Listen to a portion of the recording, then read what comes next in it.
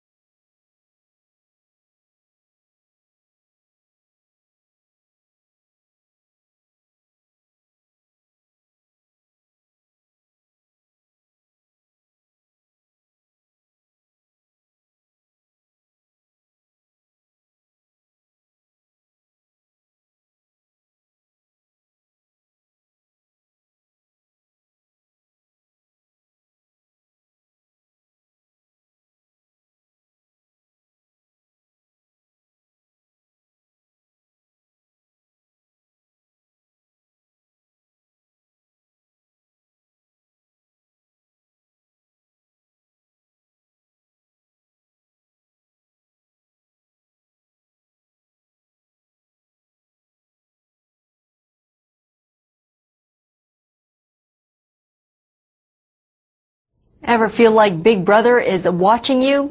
Well, if you wear the right clothing, it might just be the case. Our New York team tells us how clothing companies may be watching you. New York's Fashion Institute of Technology held a conference on Wednesday to confer upon the usage of radio frequency identification in garments. This technology, otherwise known as RFID, employs tiny devices which can respond with identifying information when prompted by a master transceiver via radio waves. Outside the Fashion Institute of Technology, a group of people were not singing praises for the proposed use of these radio tracking devices in clothing products. I came here from New Hampshire to be a part of this demonstration and to let the industry know that consumers are watching and it does matter. Best-selling author and director of Caspian Consumer Privacy, Dr. Catherine Albright, has been opposing retail surveillance since 1999. RFID is a very, very powerful tracking technology, so I can understand why there's an interest in it.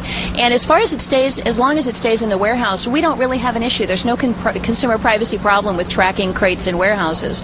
Where I think we probably will never reach consensus is on the item, the issue of item level tagging, and that's that individual consumer item that when I buy it and I take it home, I want to know first of all if it has an RFID tag in it, and I would choose not to buy such an item in the first place.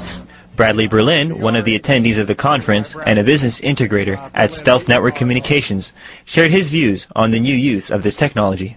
I think people are trying to be more practical in how we're doing things in this country, and the kinds of things companies and businesses are trying to do in the long run, I think is really beneficial than it is trying to be in a situation in a negative, if you will.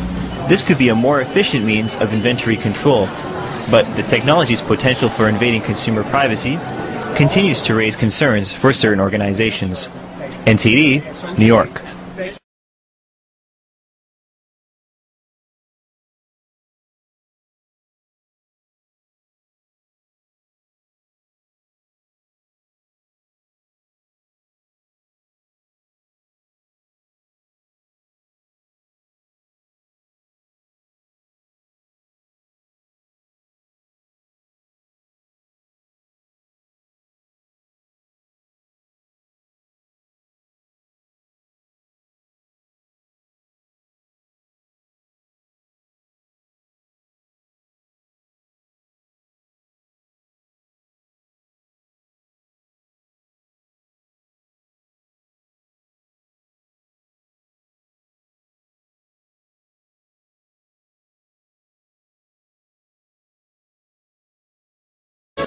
A New Jersey policeman says he's alive today thanks to a medical ID chip implanted in his arm.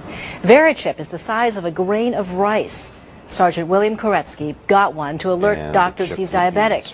Recently, he was seriously hurt when his squad car crashed during a pursuit. VeriChip apparently allowed ER doctors to see his full medical record in minutes. I couldn't answer all their questions fully. I just couldn't do it. But they had all the information right there in front of them.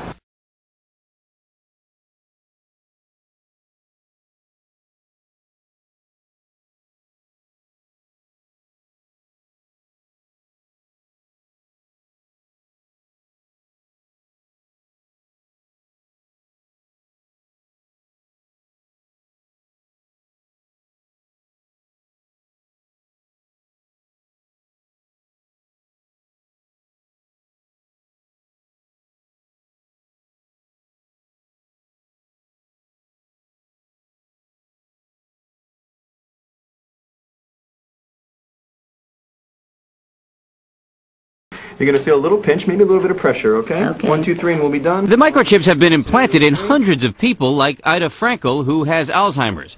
If she gets lost and ends up in a hospital, doctors can scan her arm and get all of her medical records. But when the government approved these chips for human use 3 years ago, it did not mention that there were studies showing that similar chips caused malignant tumors in lab rats and mice. Cancer doctors who spoke to the Associated Press, which broke this story, say you can't always make the leap between cancer in mice and cancer in humans.